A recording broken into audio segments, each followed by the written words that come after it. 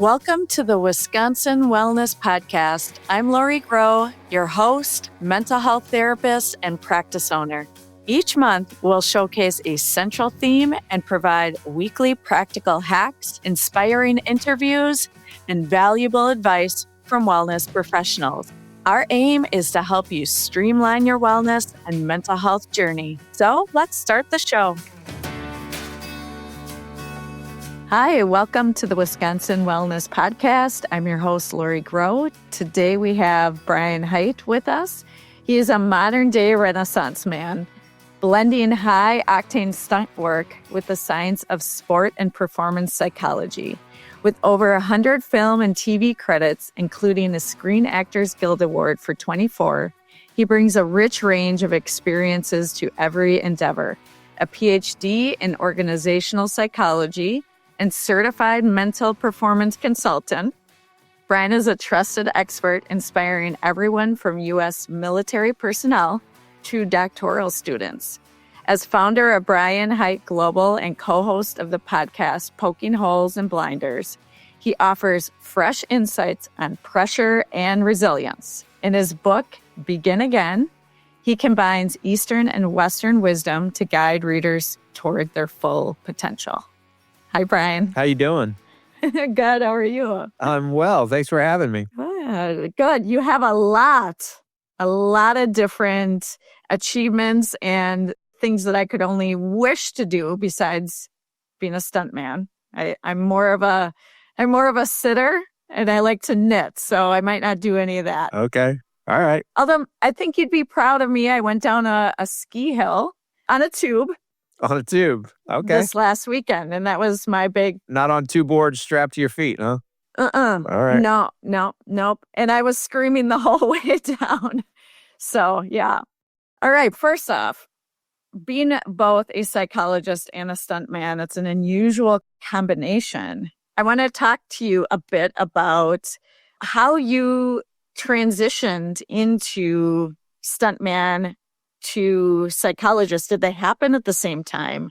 Were you blending them right at the beginning? Yeah, that's an interesting question. I guess if I were to go back far enough, where I would go back to is my junior and senior year of high school, because I hated school, literally hated it from kindergarten right on up through my senior year of college the first time around. I mean, I hated it. I hated all aspects of it. And through all of those years, I guess 16 of the ones that I just said, 17, count kindergarten, there were two classes and two classes only that I really enjoyed and really cared about. One was drama and the other was psychology. And so it's interesting the way that my life turned out, because I ended up getting my very first stunt job at the Batman stunt show at the Six Flags in New Jersey, because I met a guy through the drama class who designed lights at a theme park, Opryland, which doesn't exist anymore. Now it's a big mall, but it used to be a theme park. And that got me the job of stage technician at the show. And then my stage manager in that show became the company manager of the Batman stunt show at the Six Flags in New Jersey. And I was going to college at Rutgers, which was in New Jersey. And that's where I saw the show and just fell in love with stunts. So the whole stunt thing came directly from that drama class in high school. And then the psychology stuff, again, I hated everything there was about school, all of it, until I got into that psychology class. I didn't just like it. I loved it. I was fascinated by all components. It was just an intro to psychology class. It covered all the stuff, the brain biology, the memory, the sensory and perception, the abnormalities that come with the clinical diagnoses and whatnot. It covered all the stuff at a very surface level, but all of it was interesting to me. There wasn't a topic that we covered that I didn't open my eyes a little bit wider and look forward to going to that class to hear about. So I knew leaving high school that when I went to college, because that's what you do, that was the expectation. Right. At least in my world, I don't think anybody ever sat me down and explicitly said, Brian, here's what you will do. You will graduate high school. You will go to college. You will get, but I knew what the path was. So when I went to college, I knew that I was going to major in psychology, but I didn't know why. I didn't know to what end. I didn't know where that was going to lead, if to anywhere. I just knew that that was truly the only thing that I'd come across that sparked any sort of interest in me whatsoever. Yeah. So the stunt and the psychology thing came at the same time, but not overlapping really. The overlap didn't start happening until I would say, about 4 or 5 years into stunts, because I didn't graduate from college the first time around. I dropped out with one semester to go to move to Los Angeles and be a stuntman. Once I'd seen the show, once I talked to the people, once I'd done the show for one summer, which I did after my junior year, I was hooked and I couldn't pay attention to school Yeah. anymore. And so I was failing everything. And then at that point, when I moved to LA and I started doing stunts, about 4 or 5 years in, I decided I wanted to finish that bachelor's. Wasn't easy, but I figured out a way to make that happen, and I did. And then I moved on from that to a master's in sports psychology, and then on from that to a PhD in organizational psychology. But all the while doing stunts, and all the while never thinking in my wildest dreams that I'd be working in any sort of field related to psychology. It was more of a Yeah. it was a curiosity, it was an interest, it was an avocation. It was just something, it was a hobby. I enjoyed learning about these things. And as an added bonus, especially when I started that sports psychology program, I was able to put that stuff into practice immediately and very tangibly in the stunt world. I could see that. Yeah. I could see that. So things like attention control and energy activation management and using mental imagery to rehearse things and to work through all of the things, all of the things that I learned in the sports psychology program, I put into practice in the stunt world and saw a lot of benefit from. So that's really where the overlap began. Hmm. And then, again, I kept learning the things, I kept applying it in my own life. And then next thing you know, because life does what it does, I started working for the Army as a consultant for sport and performance psychology stuff.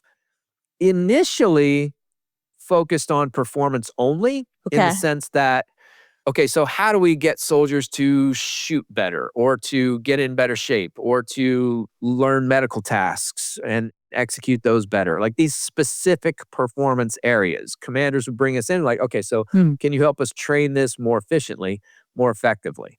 And it was really about getting people's minds into a place where they were capable of learning and performing to their potential consistently. That's what we were doing, but with Yeah. specific performances. That was what I did the first 2 years.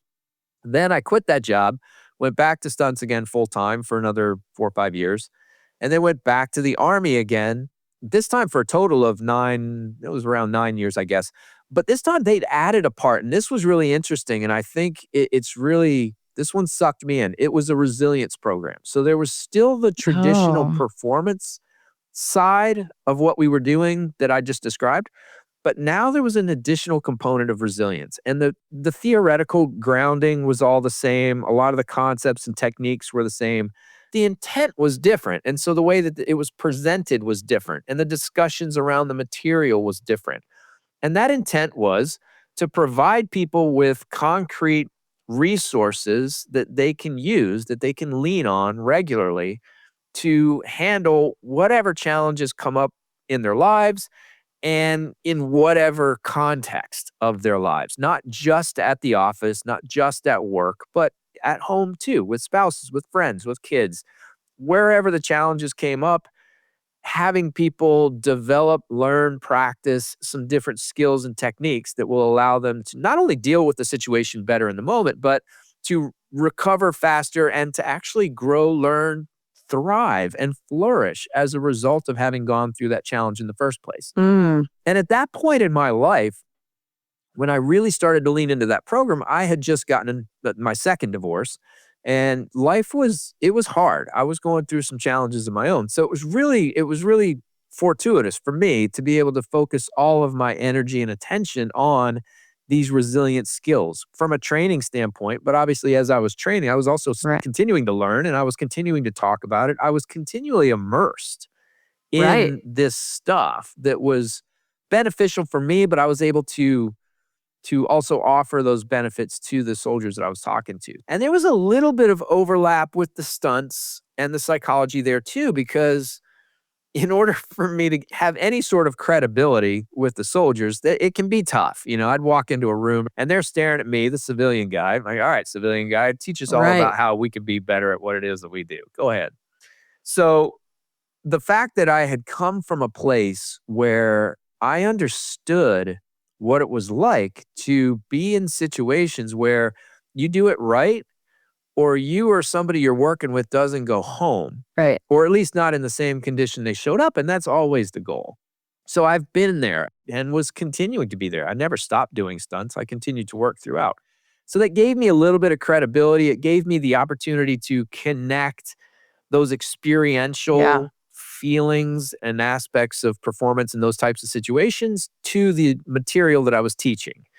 And that was very helpful as well.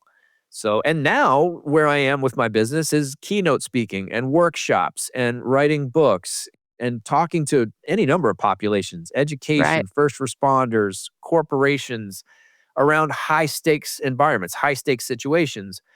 And so the connection, I'm bringing both equally at this point. I'm bringing both the stunt experiences, the 30 years that I've spent in that world, in with the 20 years of academic experience, coupled with the 10 years of working with the military. All of it is coming together in a very cool way that's never happened before in my life, where there's just a single Yeah. thing that all of these different aspects of my life have merged, and I get to bring all of myself into the work environment. That must feel just incredible that all of the things going on in your life over time, you don't know obviously as you're moving through your life on how is this all going to come together, or will it ever come together? Or maybe we weren't even thinking that those things would all form into where you're at right now.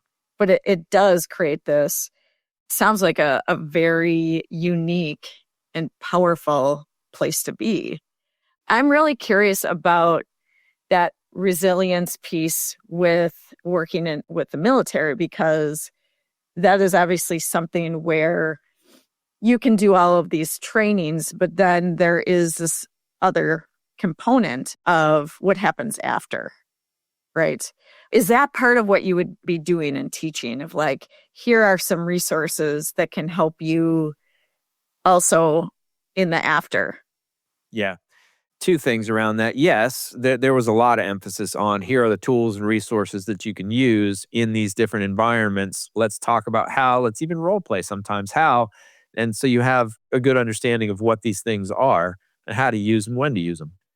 And then they left. Yeah. It was a 2-week class. And after the 2 weeks were over, they went back into the way I think about it is like, is there's a fast moving river of life, and we're all in it. We're all floating down it. And for these guys, they got a 2-week respite. They got to come up on the bank and just listen to me talk for a little bit. And they gathered what they did.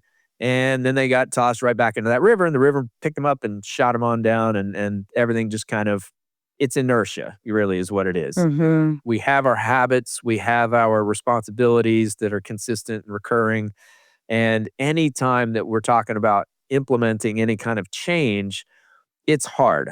And there was a lot of material thrown at these guys in a relatively short amount of time. 2 weeks is a decent amount of time, but as you know, relatively speaking, there was a lot of material. So the challenge that we had was exactly what you said. It's here's all this information. They bought into it. They didn't show up a lot of them that way, like I said before, but they got it and they understood it Yeah. and they connected it to their lives and they saw the value of it. And when they walked out the door, they had every intention. I fully believe that at least 80 to 90%, probably closer to 90, maybe 95% of them walked out the door truly thinking, yeah, I got something useful out of this and I'm going to put it into practice, not only with myself, but with my family and the soldiers that I lead. Mm-hmm. That was the intention. But then inertia kicks in and they begin life Right. again and they start traveling down that river the same way they did before. And they find it's very hard to move and to make the changes that they really would like to, and to provide the information and guidance to their soldiers and put this stuff into real consistent practice with their families. And it kind of fell by the wayside because of the hardness. There wasn't enough support, quite frankly. The program that we Yeah. had just didn't do a good job of providing consistent support throughout, or different required touch points at 1 month, 3 months, 6 months, whatever it might be. I don't have Mm-hmm. the answer either, but there wasn't one. So I think that although the 2 weeks were really good, and I'm confident that the people walked away with some useful stuff, and that probably they still have at least one or two useful things from that class. Yeah. It wasn't as effective as it could have been because there wasn't a follow-up. There wasn't the time necessary to really lock this stuff in and to shift the direction of the river. I mean, that's really what you have to do. You have Hmm. to change the river. The river has to move to a different direction, and that's hard and it takes time. And that's what didn't happen. You know that feeling when you meet someone and within 5 minutes, you just know you could talk to them for hours? Actually, that's one of my hiring requirements at Shoreside Therapies. All of our therapists are highly educated, experienced, specialized in all sorts of different areas. But the real test is, can I imagine sitting with them for an awkwardly long road trip? As a self-proclaimed awkward introvert myself, I've realized how important this is. Finding the therapist isn't just about credentials. It's about feeling comfortable enough to show up as yourself. The good, the bad, the I just cried watching a dog commercial version of you. And that's why I'm so picky about who joins our team. The best part, our biggest referral source is our own clients. So that means people aren't just getting the support they need. They love their therapist so much, they send their friends, family, and even their dog walker to us. So if you're looking for a therapist who not only knows their stuff, but also feels like a real person, then check us out. Shoreside Therapies, where therapy is real, human, and maybe even a little fun. Yes, it can be fun sometimes. I'm guessing that a lot of people can relate to that idea, right? Of it'd be like reading a book or going to a workshop or anything where you're taking in a lot of information, practicing. You might be doing role playing like you were talking about, but then you get back into the real world. And how do you integrate what was learned into the actual day-to-day real life? What is happening now? That's the thing with therapy too, where somebody can come in every week or a couple can come in every week, but if they're not actually thinking about what was talked about, if they don't have a real concrete plan of how to implement it, it just will be like anything else, like good information, good to know. It's good to know that I should be eating healthy. It's good to know I should be talking to my partner, but actually doing it, right? That's the hard part. Yeah, that's a lesson that I've taken to heart with my own business because when I offer programs on stress or on pressure or on the, four-phased approach to performance, really that's part of it. I can give you the information, but you got to actually practice it. So there's some information in the program. There are some exercises that you can do to kind of lock that stuff in. And so that's something that I try to make sure that I discuss with people. And there are several ways of doing that. Even if you don't get group or individual coaching, there's a commitment to some journaling or accountability people. If somebody else has gone through a similar program, you can talk to each other and ask each other questions. I mean, there's some other ways of doing it, but it is something that requires consistency to really see the most benefits from. When someone is looking to start one of your programs, are they looking typically for help with stress and pressure and just in trying to make it to the next level? What specifically do they seek you out for? Yeah. It depends, Yeah. it depends on the population. So, for example, if it's an athlete, then it might be, I've worked quite a bit with teenage athletes, usually around junior year of high school, that are trying to make the jump to college. And a lot of them are looking for scholarships and they're trying to get that edge that will help them perform their best while the recruiters are watching, increase their chances of moving into the college realm. If it's the first responder population, they just stress and pressure are just constantly there. And so then it becomes not Mm-hmm. about reaching a goal necessarily of this thing that I'm trying to achieve. It's just a day-to-day, how do I manage without going crazy kind of a situation. Like how do I look at these things and handle them in a way that allows me to be at my best and also be with my family and my friends and have a life Right. that's happy too, to enhance that overall well-being. And if it's corporations, it may vary because sometimes there are certain jobs where there is almost like an athlete where there's an end state, there's a goal and Yep. and there is stress and pressure to achieve that goal. And in other areas, it's more like the first responders where this is just a job with a lot of stress and pressure associated with it. And you got to be able to to operate in that environment well. And I choose my words here really carefully. And I do that on my website. I do it in the material that I put out. I do it in the classes. And what I mean by that is when I say stress and pressure, those are two different things. And I think that they're conflated quite a bit by people. They're confused. One's used in place of the other when they are two different things. And people talk a lot about high pressure situations or high pressure environments or needing to perform well under pressure. And I don't think that, number one, that high pressure situations are even a thing. I don't even think that they exist. And number two, I don't think that pressure is inevitable if we end up in high stakes environments or high stakes situations, which is what those are real. Those do exist. There Yeah. are situations where the stakes are high, where the consequences, they really do matter. No questioning that. But the situation by itself doesn't have to be a pressure situation. And that's not even new information. This goes back 2,000 years ago to Stoic philosophers. Epictetus said it's not the situation that causes problems, it's how we interpret the situation or something. I'm butchering that Right. quote. But this is Marcus Aurelius said about the same thing in Meditations around 2,000 years ago.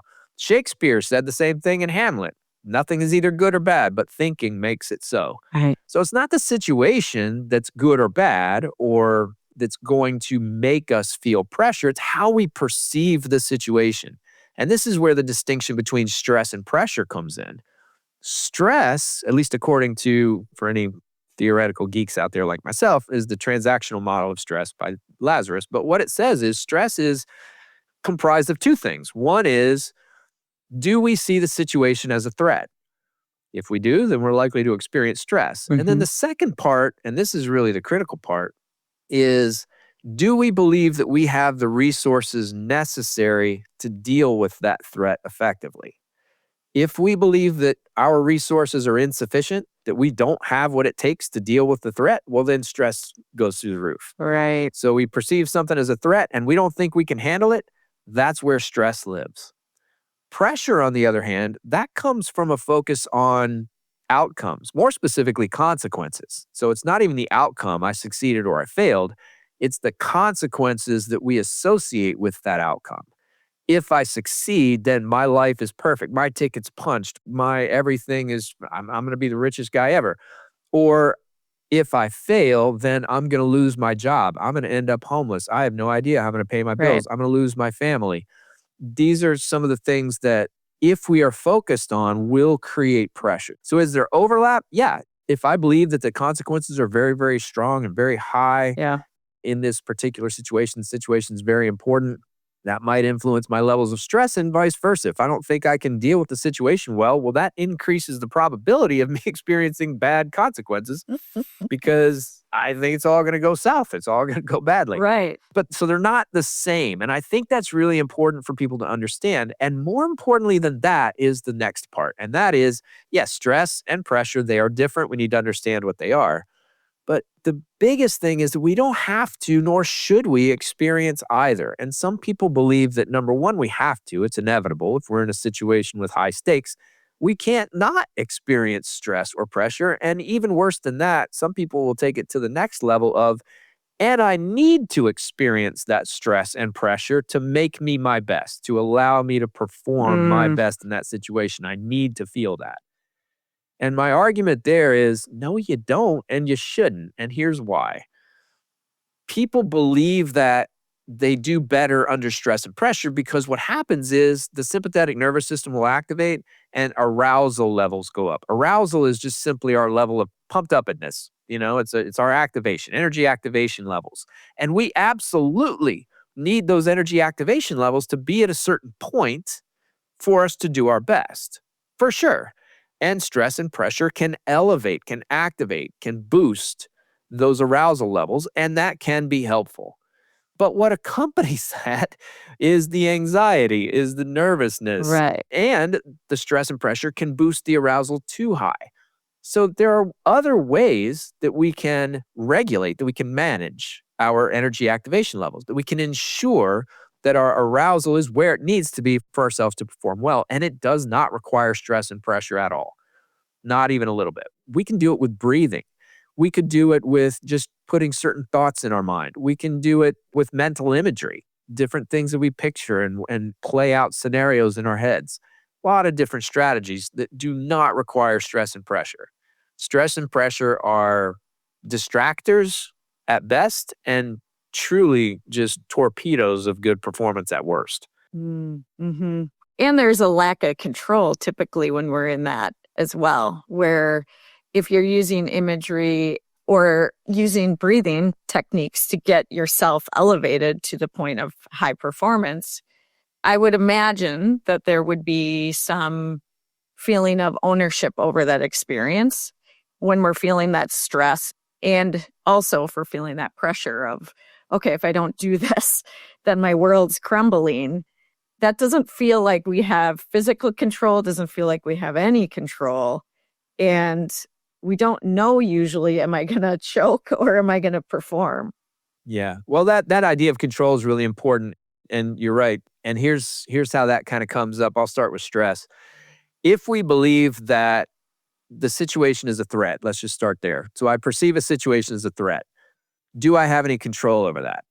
The answer is yes, because I can change my perception. I can look at the situation as an opportunity. I can look at it as a challenge. I can look at it as something that allows me to bring out the best of who I am. And there are a lot of different ways to look at the situation. It doesn't have to be a threat. So there's some control there just in terms of perception. Uh-huh. And then the second part of stress is, do I have the resources necessary to deal with this situation? That comes down to control too, because often if we feel like we don't have the resources, that's where that lack of control comes in. So it's really important that we do two things. One is, I have a really good understanding of what the resources are that are available to us: physical resources, mental resources, emotional resources, social resources, lots of different resources, but understand what we have available to us that we can use. Really just know that.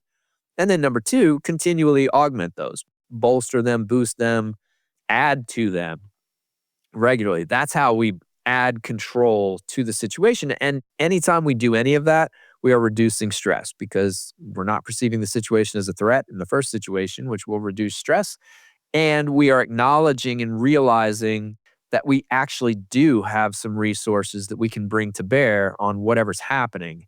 And we are bringing them to bear. So that's the control part. Yes. Yeah. And then with pressure, there are two parts of that too. One is the consequences exist in the future, but only imaginarily. The future doesn't even exist in reality at all anyway. So what's causing all the pressure, I refer to it as an illusion.